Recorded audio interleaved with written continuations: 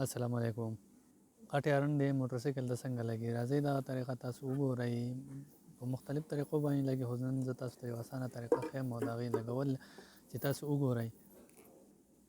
دغه راوند سه یو ریلې لګي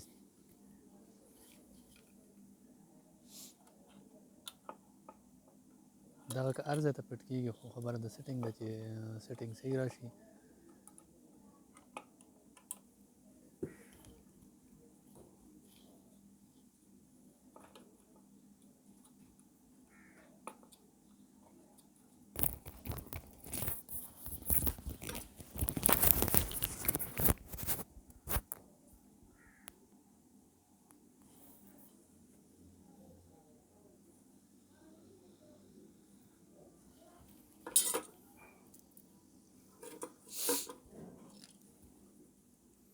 بعضې ملګري دغه هارن ځان سره ساتي خو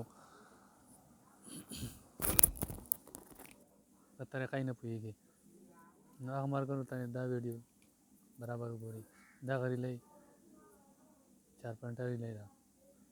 دغه ریلۍ په مختلف قسم باندې لګي، څوک یې څنګه لګي څوک یې څنګه لګي خو زه پکې تاسو ته یو اسانه طریقه ښیم. دغه ریلۍ کې 4 تاره دي، دې کې 3 تاره انپوټ دي او 1 تار آوټپوټ دی. په دې کې به تاسو 2 تاره ګرم اخلئ، 1 تار به یخ اخلئ، یعنې اته. دغه ریلۍ مونږ چې کوو چې دې کې کم یو تار ټک ناره کړه هغه تار به مونږ د بټن نه لګوو. دې به تاسو یخ تار هم ووینئ او 2 ګرم تار هم. دا د یخ تار شو.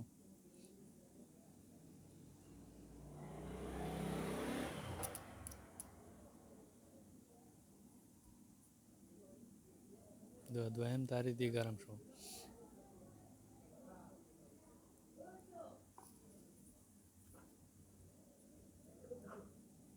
دغه سور تار چې کوم دی دا به مونږ هارن ډوله ورکوو.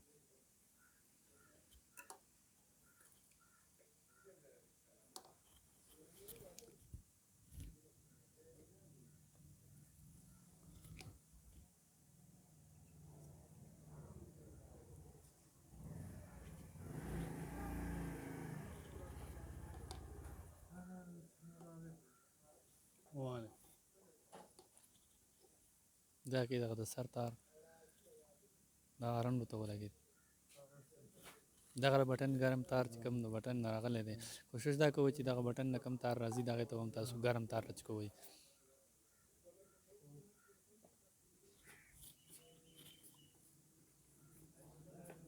دغه هارن سیټ شو. دغه ډبلې هارن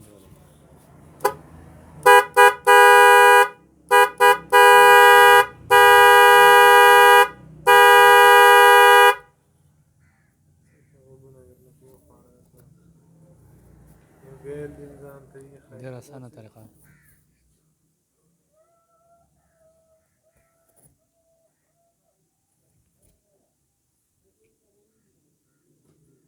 دغه تار د هارنډو دی.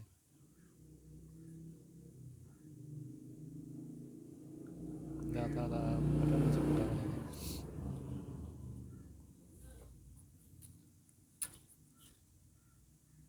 د 4 پوینټه 2 پلین دي، دې کې 2 نیو دي. پلینو کې به وړمبي د هارنډو وي. دویم ګرم لاړی. ریلۍ په مختلف قسم راځي. دغه هارنډ ډېر شو دی. ډېره مننه.